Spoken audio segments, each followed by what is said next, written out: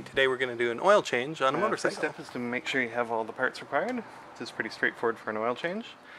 This bike is calling for 10W40. So we've got a bottle of 10W40 motorcycle oil. It's asking for 1300 milliliters.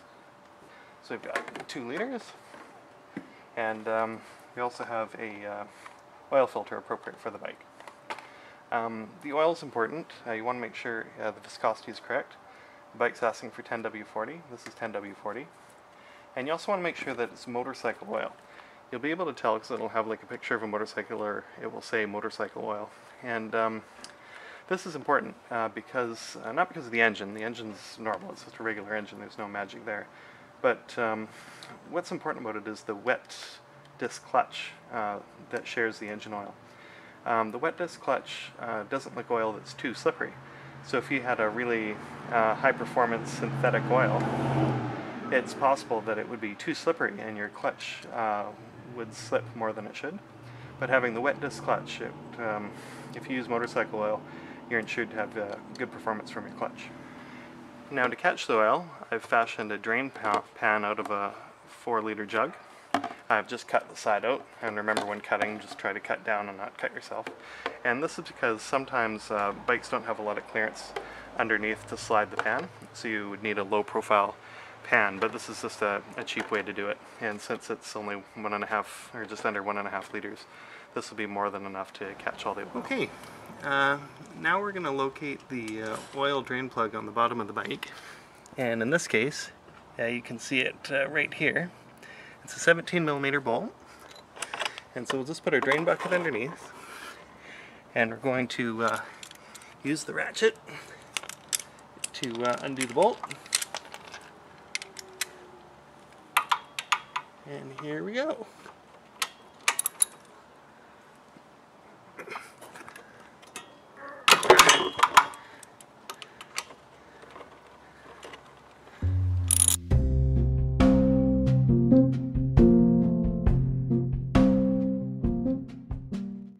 Okay, now with the drain bolt out, we can have a look at it. See, there's an aluminum crush washer here, and unfortunately the new filter I bought didn't come with a new crush washer, so we'll try and reuse that, but ideally you'd have a now we're going to reinstall the bolt.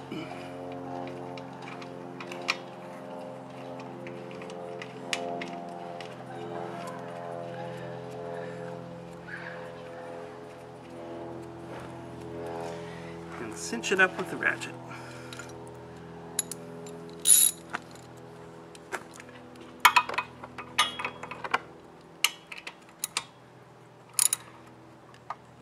Again, you want it to be tight, but not crazy tight. Okay, the oil looks dirty, but it's actually not that bad. It's not black. Looks like it was almost due for a change, but it could have lasted a bit longer. But that's okay, we're changing it. And it dripped onto the exhaust pipe underneath, so we're just going to wipe that off now. And make sure everything's clean on the bottom side.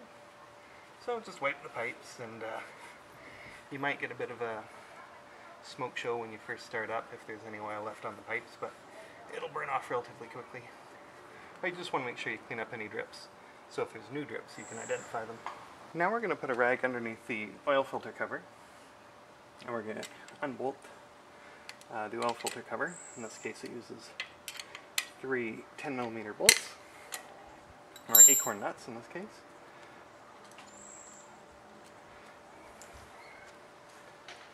Then we'll take off the oil filter cover. I don't know how much of a mess will come out. Oh, it's a little bit. So we'll soak it all up with a rag.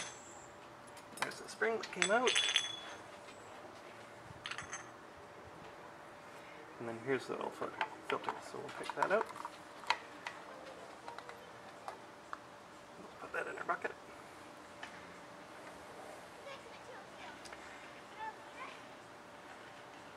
Soak up a bit of this oil here. Okay, so we made a bit of a mess, but not too bad. There's 2 oil rings associated with the oil filter. There's an inner one and an outer one. And the new oil filter came with a couple new O-rings. So let's see if they're the right size. Pick out the old O-ring.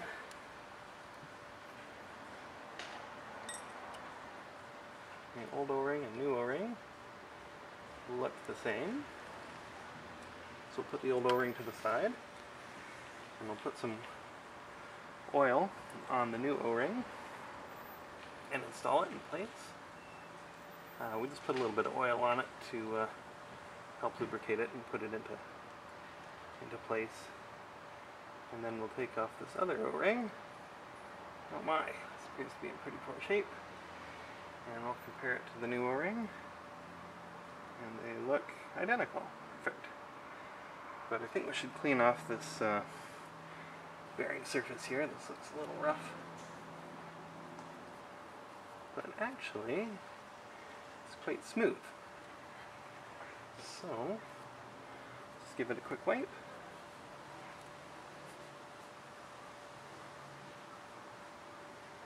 And we'll install the new O-ring into the oil filter lid. But we should give that a wipe as well.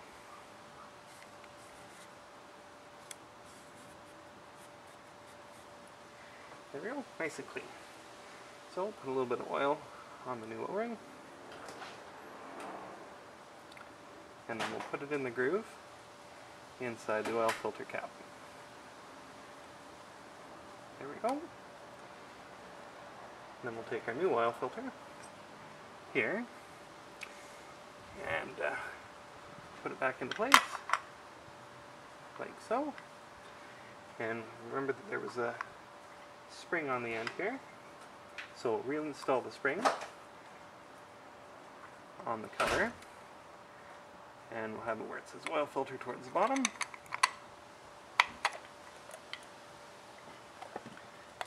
Have a peek, make sure the spring's in place. It is. Now we'll reinstall our acorn nuts. 1. Oops. 2. 3.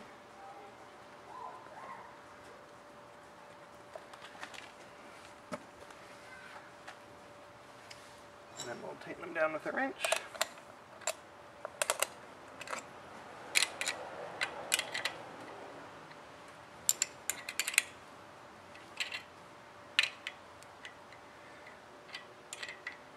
And unsurprisingly, everything's gotten quite slippery. Okay, and I'm going to do the final torque with a ratchet. The wrench didn't seem to fit on there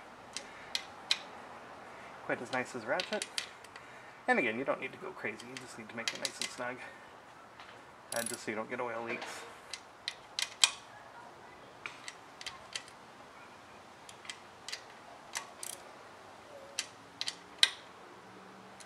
There we go, that should do it. Let's give it a wipe. Get the oil off of there.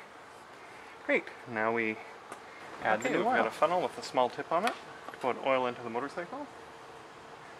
And we've got our motorcycle oil. So we'll put in our first liter. Okay, and it calls for 1.3 liters. So then we'll pour in part of this bottle. And then we'll check the level. Okay, this particular bike has a sight glass, but unfortunately it only tells you the oil level when the bike is flat. So we'll level the bike now and see how we're doing for oil level. Yeah, that looks perfect. Now what we want to do is just crank the engine and make sure that everything's full, including the oil filter. So we're just going to put the cap on. And then we're just going to crank the engine to get the fluid to run throughout the crankcase.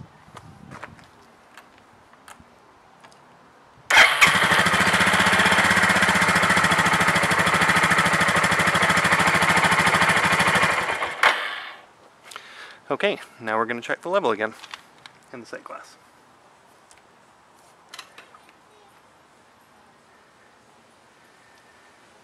And there we go. That's perfect. If you have drips of oil and whatnot you want to clean up, you can just use some brake cleaner, and that'll help clean up any dribs and drabs of oil you might have and help keep everything nice and clean. And then when you're done, you can take your old oil and pour it into a catch bucket where you can take it for recycling later. There we go. Job done.